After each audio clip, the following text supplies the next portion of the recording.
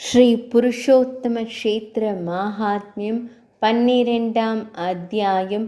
புனித தலமான ஏகாம்ரவனத்தின் விளக்கம், அதாவது புவனேஸ்வரத்தின் விளக்கம். ஜைமினி முனிவர் கூறினார். பிரம்மதேவரின் மைந்தனான மன்னர் இந்திரத்யும்னன் முனிவரின் வார்த்தைகளை கேட்ட பிறகு அவற்றை பற்றி மகிழ்ச்சியான மனதுடன் ஆழ்ந்த புரிதலுடன் சிந்தித்து தனது முயற்சிகள் பலன் அளித்ததாக நினைத்தார். பல பிறவிகளில் எவ்வளவு பெரிய செல்வம் கிடைத்தது! அனைத்து உலகங்களின் தாத்தாவும் என் முயற்சியில் தீவிரமாக பங்கேற்கிறார். அவர் தனது மகனை, உயிருள்ள முக்தி பெற்ற ஆன்மாவை எனக்கு உதவ நியமித்துள்ளார். மனிதர்களின் பணிகளை நிறைவேற்றுவது அவர்கள் பெரும் உதவியை பொறுத்தது. இந்த பழைய போதனை எல்லா சபைகளிலும் கேட்கப்படுகிறது. இவ்வாறு நினைத்து மன்னர் சபை உறுப்பினர்களை கலைத்தார். பின்னர், பிராமணர்களே, அவர் முனிவரின் கையை பிடித்து உள் அறைக்குள் நுழைந்தார். அவரை முறையாக கௌரவித்த பிறகு மன்னர் இரவின் மீதமுள்ள பகுதியை அவருடன் அதே இருப்பிடத்தில் கழித்தார். பரஸ்பர உரையாடலில் ஈடுபட்டார். நாள் தெளிவாக விடிந்ததும் அவர் தினசரி மத கடமைகளை முடித்து கொண்டு பிரபஞ்சத்தின் இறைவனை வணங்கி மகாநதியை கடந்து சென்றார். ஓத்ரா நிலத்தின் அதிபதியால் பாதை காட்டப்பட்டது.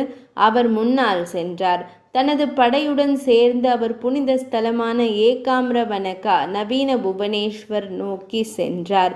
சிறிது தூரம் சென்ற பிறகு அவர் வேகமாக நீரோட்டங்கள் மற்றும் குளிர்ந்த நீர் கொண்ட காந்தவகா என்ற நதியை அடைந்தார். அவசரமாக நதியை கடக்கும்போது மன்னர் வெகு தூரத்திலிருந்து பல்வேறு மேளங்கள் மற்றும் இசைக்கருவிகளின் சத்தங்களை கேட்டார். மிருதங்கம், முரஜம், காகலம், சர்ச்சாரி மற்றும் சங்கு போன்ற இசைக்கருவிகளின் சத்தங்கள்.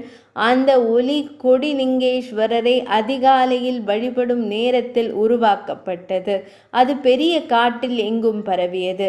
அரசர் அது நீலமலையில் வசிக்கும் இறைவனின் சன்னதியிலிருந்து வந்தது என்று நினைத்தார். மிகுந்த மகிழ்ச்சியுடன் அவர் நாரத முனிவரிடம் விசாரித்தார். பெரிய முனிவரே, இந்த சத்தம் எங்கிருந்து வருகிறது? நீலமலையின் உச்சியில் வசிக்கும் பெருமானின் சன்னதியை அடைந்து விட்டதா? அவர் வழிபடும் நேரத்தில் தான் இந்த ஆரவாரமான சத்தம் கேட்கிறது. அல்லது முனிவரே, அருகில் வேறு எந்த தெய்வமும் இருக்கிறதா? அரசர் இவ்வாறு கேட்டதற்கு நாரத மாமுனிவர் பதிலளித்தார். அரசரே, புனித இடம் மிகவும் அணுக முடியாதது. இது ஸ்ரீ மகாவிஷ்ணுவால் மறைத்து வைக்கப்பட்டுள்ளது. அங்கே இறைவன் இருக்கிறார் என்பது யாருக்கும் தெரியாது. அதிர்ஷ்டசாலிகளில் நீங்கள் மிகவும் சிறந்தவர். உங்கள் அதிர்ஷ்டத்தினால்தான் அவரது அனைத்து புலன்களையும் கட்டுப்படுத்திய உங்கள் பூசாரிக்கு இறைவன் மிகவும் சிரமப்பட்டு காணப்பட்டார். சிறந்த அரசர், 6 பிரிவுகளை கொண்ட படைகள் தங்களிடம் உள்ளன. எனவே அரசரே, தாங்கள் ஒரு பெரிய சாகசத்தை மேற்கொண்டதாக நான் சந்தேகிக்க ஆரம்பித்தேன். நீலமலை 3வது யோஜனையில், அதாவது 3x12 கிலோமீட்டர் தொலைவில் உள்ளது. இது ஏகாம்ரவனம் என்ற கௌரியின் இறைவனின் புனித தலம். அரசரே, வெகு தொலைவில் இல்லை, பயந்து அவர் அடைக்கலம் தேடிய இடம். மன்னர் இந்திரத்யும்னன் கூறினார். தேவி கௌரியின் இறைவன் ஏன் பயந்தார்? அவர் யாரிடம் அடைக்கலம் புகுந்தார்? முன்னர் ஒரே அம்பினால் பயங்கரமான 3 புறங்களை, அசுரர்களின் நகரங்களை எரித்த இறைவன் ஏன் பயந்தார்? இது மிகவும் ஆச்சரியமாக இருக்கிறது. இந்த அரிய நிகழ்வு பற்றி நான் கேட்க விரும்புகிறேன். பவா உலக இருப்பிற்கு. பவா என்பது பயப்படுபவர்களின் பாதுகாவலர். அவர் மிகவும் புனிதமானவர். அவர் ஏன் பயந்தார்? அவரை வெல்லும் அளவிற்கு சக்தி வாய்ந்தவர் யார்? நாரத மாமுனிவர் கூறினார். இது தொடர்பாக அரசரே, நான் உங்களுக்கு ஒரு பழங்கால புராண கதையை கூறுகிறேன். நீலலோகித பகவான் முன்பு தவத்தின் மூலம் கௌரியால் வெல்லப்பட்டார். அவர் பிரம்மச்சரிய சபதத்தில் இருந்தார். மையல் கடவுளின் அம்புகளால் பாதிக்கப்பட்ட அவர் அந்த சபதத்தை கைவிட்டார். அவர் இமயமலை மலையில் கௌரி தேவியை திருமணம் புரிந்து அந்த அழகான பெண்மணியுடன் விளையாடினார். அரசரே, அவளுடைய இளமையை பற்றி பெருமைப்பட்டார். அவளுடைய தந்தையின் உலகில் தேவர்கள் கூட விரும்பும் அனைத்து இன்பங்களையும் அனுபவித்தார். ஒரு முறை கற்புமிக்க பெண்மணி சில உன்னத பெண்களுடன் தனது குடியிருப்பிலிருந்து வெளியே வந்து கொண்டிருந்தார். பின்னர் அவளுடைய தாய் அவளை மென்மையாகவும் புன்னகையுடனும் இந்த வார்த்தைகளால் அழைத்தாள். உன்னத பெண்ணே, ஒரு மணமகள் அறைக்காக அடர்ந்த காட்டில் நீங்கள் ஒரு பெரிய தவம் செய்தீர்கள். ஆனால் சிறந்த முகம் கொண்ட பெண்ணே, பெற்றோர் தெரியாத ஒரு வயதான மணமகள் அறை அறியப்படாத குணங்களை நீங்கள் பெற்றுள்ளீர்கள். அவர் அத்தகைய இயல்புடையவராக இருந்தாலும் பகலிலும் இரவிலும் நீங்கள் அவரது இருப்பை விட்டு வெளியேற மாட்டீர்கள். அன்பான பெண்ணே, அவருடைய சிறப்பு என்ன? அதை குறிப்பிட வேண்டும். உங்கள் கணவரின் தயவுக்கு என்ன பிரதிபலன்? உங்கள் ஆடைகள் மற்றும் ஆபரணங்களை என்னிடமிருந்து பெறுகிறீர்கள். நீங்கள் என் இல்லத்தில் தங்குகிறீர்கள். மென்மையான பெண்ணே, நீங்கள் நீண்ட காலமாக இங்கே தங்கி இருக்கிறீர்கள். உங்கள் தந்தையால் நீங்கள் நேசிக்கப்படுகிறீர்கள். உங்கள் தந்தையின் இல்லத்தில் உங்கள் எல்லா இன்பங்களையும் அனுபவிக்கிறீர்கள். 3 உலகங்களிலும் உள்ள அனைத்து பெண்களும் திருமணத்திற்கு பிறகு தங்கள் தந்தையின் இல்லத்தை விட்டு வெளியேறுகிறார்கள் என்று கேள்விப்பட்டிருக்கிறோம். அவர்கள் தங்கள் கணவரால் அலங்கரிக்கப்படுகிறார்கள். அவர்கள் தங்கள் கணவர் இல்லத்தில் இருக்கிறார்கள். நான் மானேக்களின் மனப்பிறவி மகள். நான் மானேக்களின் உலகத்திலிருந்து வந்தேன். மிகவும் அதிர்ஷ்டசாலியான பெண்ணே, நான் ஹிமாத்ரியை திருமணம் செய்தேன். அலையும் கண்கள் கொண்ட பெண்ணே, கோபத்தால் அல்ல, நகைச்சுவையாக மட்டுமே தங்களிடம் பேசப்பட்டுள்ளது. இதை மருமகனிடம் கூறக்கூடாது. அவர் ஸ்ரீ மகாவிஷ்ணுவிற்கு சமமாக கருதப்படுகிறார். நாரத மாமுனிவர் கூறினார். தனது தாயார் கூறிய இந்த வார்த்தைகளை கேட்டதும் தனது கணவரின் கண்டனத்தால் அவள் மிகவும் வேதனை அடைந்தாள். கோபத்தால் அவள் உதடுகள் துடித்தாலும் அவள் ஒரு வார்த்தை கூட பேசவில்லை. அவள் தன் கணவரை அணுகினாள். தன் தாயின் உண்மையான வார்த்தைகளை அவள் வெளியிடவில்லை என்றாலும் அவள் அன்புடன் சில கடுமையான வார்த்தைகளை சுருக்கமாக அவரை பற்றி பேசப்பட்டதை தெரிவித்தாள். தலைவரே, மிகவும் தாழ்ந்த மனிதர்களின் விஷயத்தில் கூட ஒருவர் தனது சொந்த மாமனார் இல்லத்தில் தங்குவது சரியானதல்ல. 3 உலகங்களின் தந்தையான உம்முடைய விஷயத்தில் இது எப்படி வேறு விதமாக இருக்க முடியும்? பகவானே, தாங்கள் இங்கே தங்குவது எனக்கு பிடிக்கவில்லை. அது எங்களுக்கு பொருந்தாது. நீங்கள் குடியேற வேறு இடங்கள் இல்லையா? சிவபெருமானால் இவ்வாறு கூறப்பட்டதன் பேரில் காளை சின்னம் கொண்ட இறைவன் தனது காளையின் முதுகில் ஏறி அவளுடன் சேர்ந்து மைய நிலத்திற்கு, அதாவது இமயமலைக்கும் விந்திய மலைக்கும் இடையிலான நிலம் விரைவாக சென்றார். அவர் அனைத்து தீர்த்தங்களையும் கடந்து பெரிய புனித தலமான பிரயாகையை தாண்டி கிழக்கு பெருங்கடலில் பாயும் கங்கையின் வடக்கு கரையில் கௌரியின் வசிப்பிடத்திற்காக வாரணாசி என்ற நகரத்தை கட்டினார். இது 5 குரோஷங்கள், அதாவது 15 கிலோமீட்டர் வரை நீண்டுள்ள ஒரு அழகான நகரம்.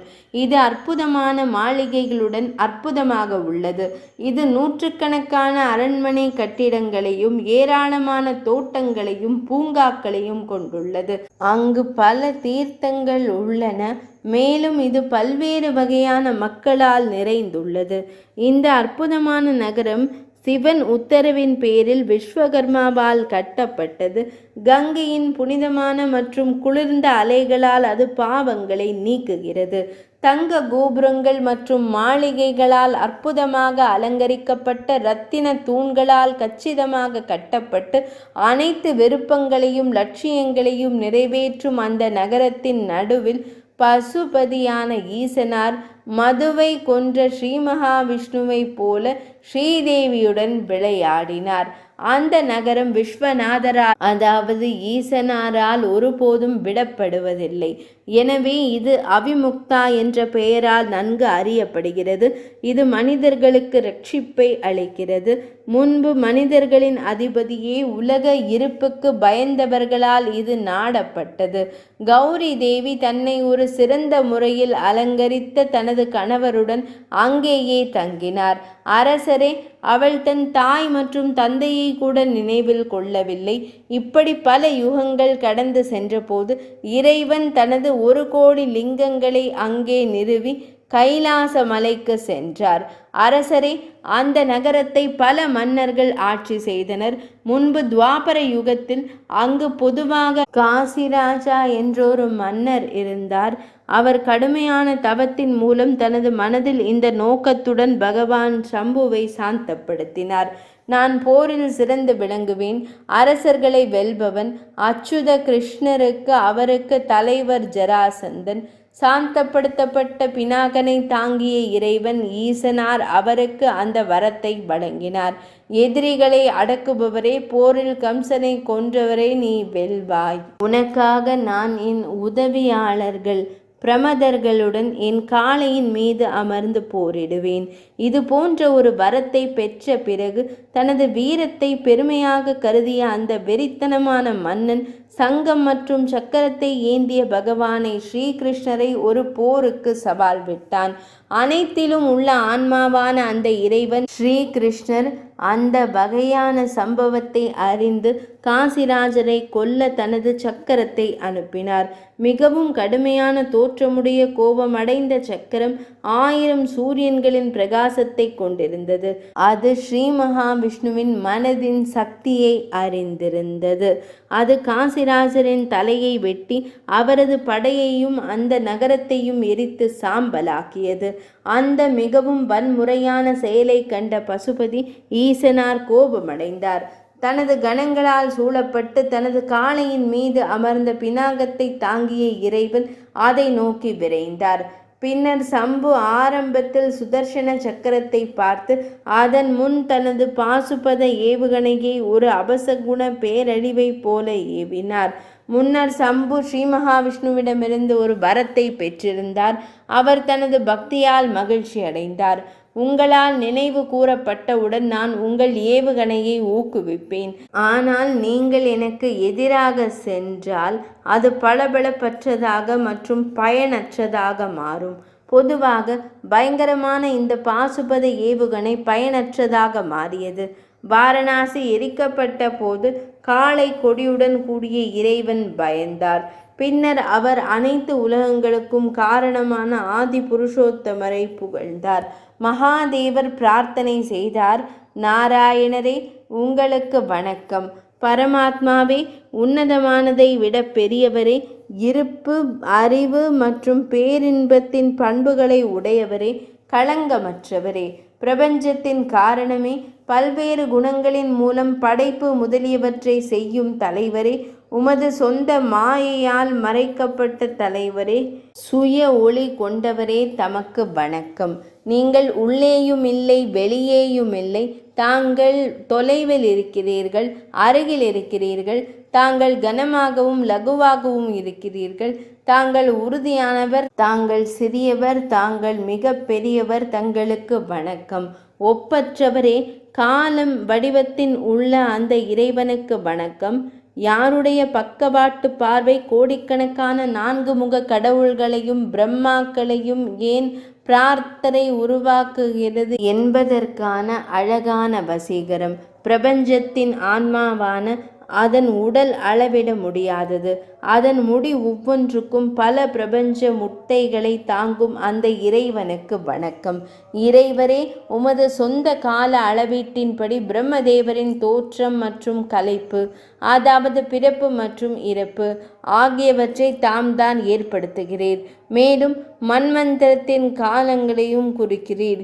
தமக்கு வணக்கம். நான் தமோ குணத்தால் படைக்கப்பட்டேன். இறைவனே, உமது சக்தியை நான் அறியாதவன். எனவே என் குற்றத்தை மன்னியுங்கள், என்னை காப்பாற்றுங்கள். நான் தங்களிடம் அடைக்கலம் புகுந்துள்ளேன். திரிபுரங்களை எரித்த இறைவன் இவ்வாறு புகழ்ந்த போது அதோக்ஷஜன் ஆகிய ஸ்ரீ மகாவிஷ்ணு சக்கரத்தின் வடிவத்தை களைந்த பிறகு தன்னை வெளிப்படுத்தினார். அவரது முகம் அவர் இருப்பதை குறிக்கிறது. மகிழ்ச்சி அடைந்தது. மகிமையான இறைவன் சங்கம், சக்கரம் மற்றும் கதாயுதத்தை பிடித்தார். அவர் கருடனின் மீது தாமரை ஆசனத்தில் அமர்ந்திருப்பது போல அமர்ந்திருந்தார். மரத்தால் ஆன மலர்களால் ஆன மாலையால் அலங்கரிக்கப்பட்டிருந்தார். கழுத்தணிகள், காது வளையங்கள், தோள்பட்டை, கிரீடம் மற்றும் பிற அலங்காரங்களுடன் அவர் பளபளப்பாக தெரிந்தார். லக்ஷ்மி தேவி தனது இடது மடியில் அமர்ந்திருந்தார். சத்யபாமா வலது பக்கத்தில் இருந்தார். அவரது உடல் ஒரு கருமேகம் போல பளபளப்பாக இருந்தது. அவர் கருணை கடலாக இருந்தாலும் அவர் கிரிஜாவின் கணவரிடம், அதாவது பரமசிவனாரிடம் பயந்து அவர் மீது கோபமாக இருப்பது போல் பேசினார். ஸ்ரீ பகவான் கூறலானார், இந்த நேரத்தில் இவ்வளவு தீய எண்ணம் உங்களை எவ்வாறு சூழ்ந்துள்ளது?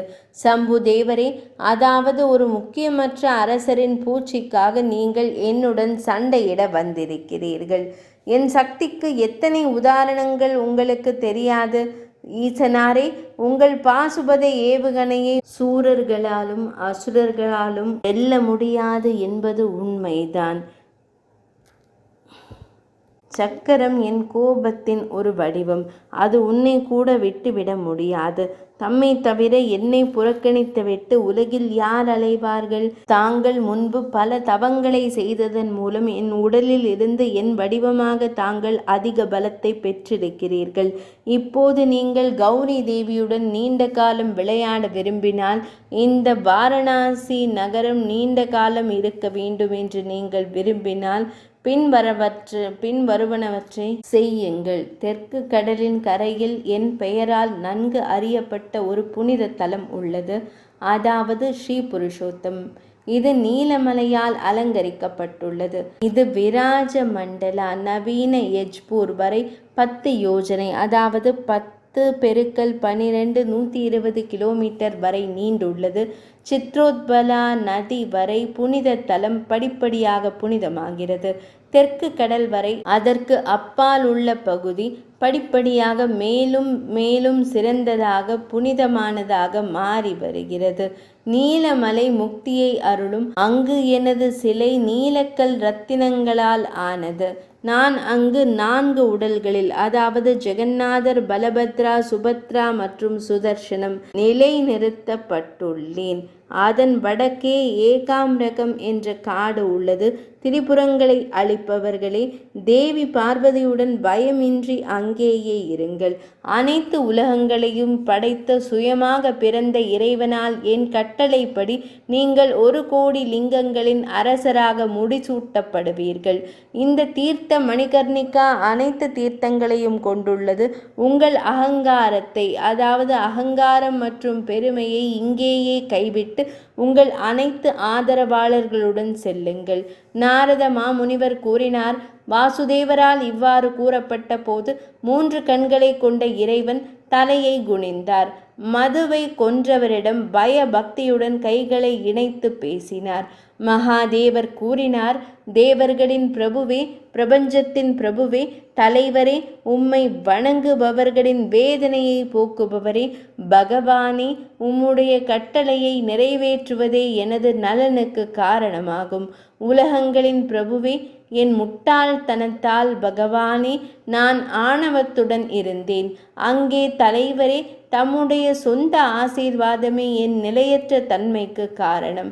தேவர்களின் பிரபுவே, புருஷோத்தமரிடம் செல்ல நீர் எனக்கு கட்டளையிட்டதால் நான் உமது கட்டளையை பய பக்தியுடன் நிறைவேற்றி முக்தியை அளிக்கும் மங்களகரமான புனித இடத்திற்கு செல்வேன். எனக்கு ஒரு உதவி செய்து நீர் மட்டுமே என் புனித பகுதியை பாதுகாத்து நிலைநிறுத்துவீர் என்று உறுதியளிக்கிறேன். இனிமேல் அது ஒருபோதும் அழியாதபடி அதை பாதுகாக்கவும். இவ்வாறு இந்த புனித இடம் பலராமர் மற்றும் மகாலட்சுமியுடன் புருஷோத்தமரை முறையாக வழிபட்ட பிறகு மகாதேவரால் நிறுவப்பட்டது. இங்கே உமாவின் இறைவன் பிரம்மதேவரால் நிறுவப்பட்டுள்ளார். நாம் அங்கு சென்று புரசை அளிப்பவரையும் மலையின் மகளின் இறைவனையும் சூரியனைப் போலவே அனைத்து அடர்ந்த உள் இருளையும் அகற்றும் இறைவனையும் காண்போம். சம்புவின் இந்த புனித இடம் தமசை முற்றிலுமாக அளிக்கும் என்பதால் அது நல்வாழ்வை அளிக்கிறது. இது ரஜோகுணத்தை சுத்தம் செய்வதால் இது விரஜ மண்டலம் என்று நன்கு அறியப்படுகிறது. சத்வகுணம் நிலவுவதால் புருஷோத்தமம் நிறைந்த அன்பு. அரசரே, வேறு எந்த முக்தி அளிக்கும் புனித தலங்கள் இருந்தாலும் நீங்கள் கேள்விப்பட்டாலும் அவை அனைத்தும் இங்கேயே விடுதலையை அளிக்கின்றன. அரசரே, இந்த புனித தலமானது பாவங்களாலும் புனித செயல்கள் இல்லாததாலும் மனம் கரைப்பட்டவர்களிடம் நம்பிக்கையை ஏற்படுத்த முடியாது. இது சக்கரம் தாங்கிய இறைவனின் இரகசியம். ஜைமினி முனிவர் கூறினார். நாரத முனிவரின் வார்த்தைகளை கேட்டதும் மன்னர் தனது மனதில் மகிழ்ச்சி அடைந்தார். ஆச்சரியத்தால் பிரகாசித்து விரிந்த கண்கள் கொண்ட அவர் முனிவர்களில் சிறந்தவரிடம் கூறினார். பிராமணரே, மிகவும் புனிதமான புனித தலத்தை எனக்கு சரியாக விளக்கியுள்ளனர். உமாபதியான சிவனார் இருக்கும் இடம் அது. புருஷோத்தமர் பாதுகாவலர். பாதை சுற்றுப்பாதையாக இருந்தாலும் நாம் நிச்சயமாக அங்கு செல்வோம். ஏனெனில் இதுவே நமது விரும்பிய நோக்கத்தை நிறைவேற்றுவதற்கான சரியான வழிமுறையாகும். ஜைமினி முனிவர் கூறினார். அதன் பிறகு பிராமணர்களே, முனிவரும் மன்னரும் படையுடன் சேர்ந்து நண்பகலில் ஏகாம்ரவனம் என்ற புனித தலத்தை அடைந்தனர். மன்னர் பிந்து தீர்த்தத்தில் புனித நீராடி விதிகளின்படி கரையில் நிறுவப்பட்ட புருஷோத்தமரை வணங்கினார். பின்னர் அவர் கோடீஸ்வரரின் பெரிய ஆலயத்திற்கு சென்றார். நுழைவாயிலில் மன்னர் ஆச்சமண சடங்கை, அதாவது சம்பிரதாயமாக தண்ணீர் பருகுதல் எனப்படும் நீர் அருந்துதல் முறையாக செய்தார். மேலும் அவர் மகிழ்ச்சி அடைந்ததால் அதில் பிராமணர்களுக்கு ஏராளமான சிறந்த குதிரைகள், யானைகள், இரத்தினங்கள், ஆடைகள், ஆபரணங்கள் மற்றும் செல்வங்களை பரிசளித்தார். ஏனெனில் அவர் சாத்வீக பக்தியில் ஈடுபட்டிருந்தார். புனித நீராடிய பிறகு அவர் திரிபுவனேஸ்வரை, 3 உலகங்களின் இறைவனை லிங்க வடிவில் புவனேஸ்வரத்தில் நவீன லிங்கராஜரை வணங்கினார். மேலும் ஸ்ரீ மகாவிஷ்ணுவுடன் பகவானின் அடையாளத்தை கண்டதில் ஒப்பற்ற மகிழ்ச்சியை பெற்றார். அவர் பக்தியுடன் இறைவனை புகழ்ந்து வணங்கினார். பக்தி பாடல்களை பாடி வீணையில் வாசித்தார். பக்தியுடன் கைகளை இணைத்து தனது மனதை பிரத்யேகமாக அவரை நோக்கி செலுத்தி இறைவனை சாந்தப்படுத்த முயன்றார். காளை கொடி போன்ற இறைவனை தியானித்து கொண்டு அவர் அங்கே நின்றார்.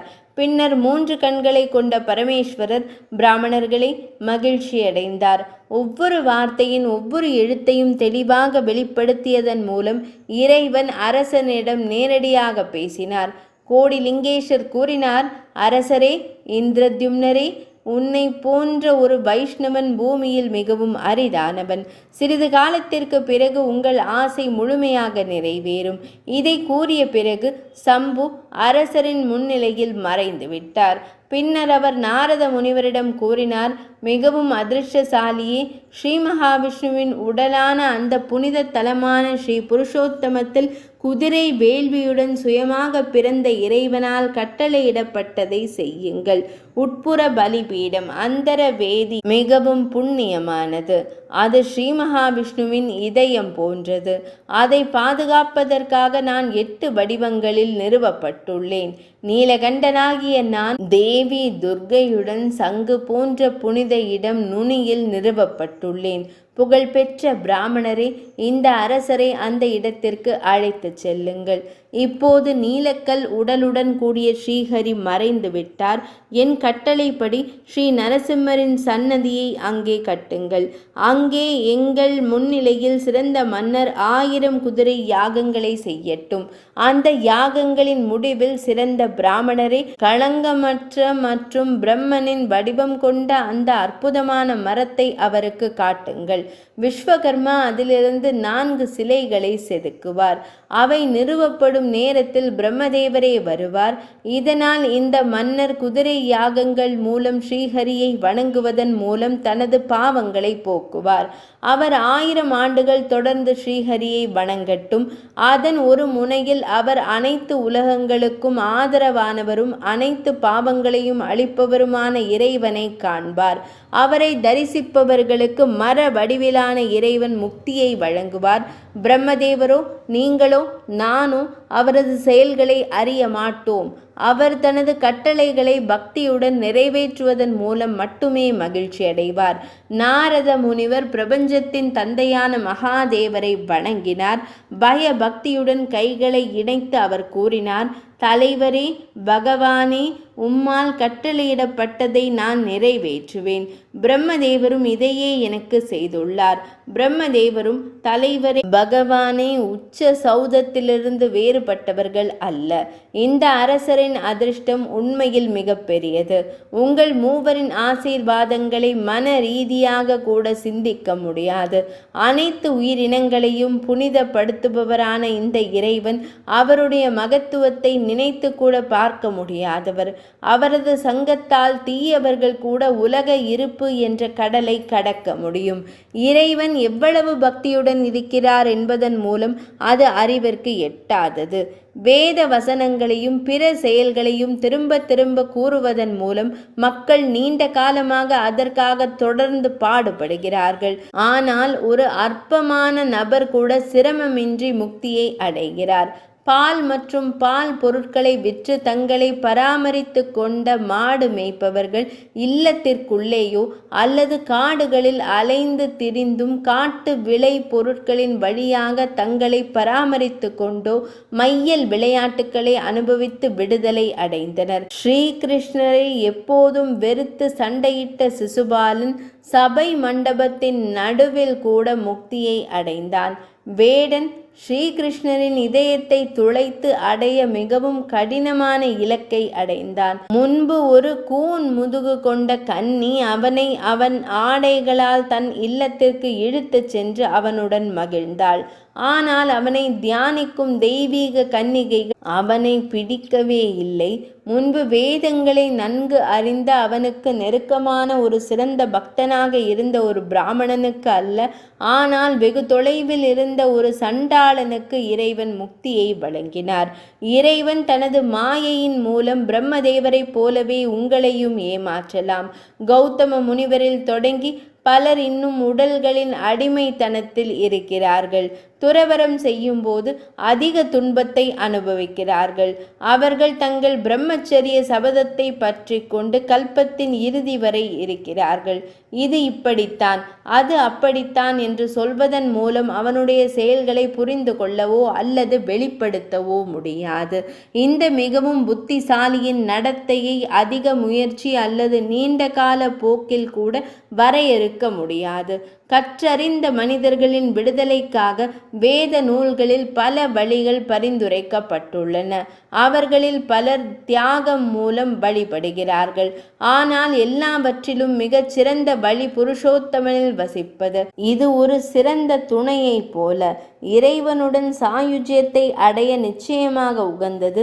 மாயையை ஏந்தக்கூடிய இந்த இறைவனை அடைவதற்கான அந்த வழி அங்குள்ள வசிப்பிடத்துடன் எப்போதும் இணைக்கப்பட்டுள்ளது. ஸ்ரீஹரி தன்னை நிலைநிறுத்தி கொண்ட இடம் மற்றும் அவர் தனது வசிப்பிடத்தை நிலைநிறுத்திய இடம் இந்திரத்யும்ன மன்னருடனான தொடர்பு காரணமாக உலகளவில் அறியப்படும். எனவே தேவர்களின் தலைவனே, என்னை அனுமதிப்பாய். நான் இந்த அரசரை அவருடைய படையுடன் மலையின் அடிவாரத்தில் உள்ள நிலத்திற்கு அழைத்துச் சென்று அங்கு அவரை நிலைநிறுத்துவேன். பின்னர் நான் அவருக்கு ஒரு பெரிய யாகத்தின், அதாவது குதிரை யாகத்தின் செயலில் துவக்குவேன். அதன் பிறகு, காளை சின்னம் கொண்ட தலைவரே, நான் உங்கள் தாமரை போன்ற பாதங்களுக்கு அருகில் வருவேன். ஜைமினி முனிவர் கூறினார். அப்படியே ஆகட்டும் என்று கூறி இறைவன் மறைந்தார். முனிவர் அரசரின் தேரில் சிறந்த புனித இடத்திற்கு சென்றார். 2ஆம் நாள் மன்னர் கபோதேசாவை அடைந்தார். அதன் நீளமும் அகலமும் ஒரே மாதிரியாக உள்ளன. அது குளங்களும் மரங்களும் நிறைந்தது. கிழக்கு எல்லையில் கடற்கரையில் நிறுத்தப்பட்டிருந்த பில்வேசா இருந்தார். அவரது அமைச்சர் அந்த இடம் படையை முகாமிட ஏற்றது என்று குறிப்பிட்டார். சிறந்த மன்னர் படையை அவற்றின் பொருத்தமான இடங்களில் முகாமிட்டார். அவர் பில்வேஸ்வரர் மற்றும் கபோதேசாவை வணங்கி வழிபட்டார். நாரத மாமுனிவருடன் சேர்ந்து புத்திசாலி மன்னர் தேரில் ஏறினார். மன ரீதியாகவும் வாய்மொழியாகவும் நீலமலையில் வசிக்கும் ஸ்ரீ மகாவிஷ்ணுவை நினைத்து மகிமைப்படுத்தி பிராமண முனிவரே ஸ்ரீஹரியின் முன்னிலையில் சென்றார். 12ஆம் அத்தியாயம் நிறைவடைந்தது.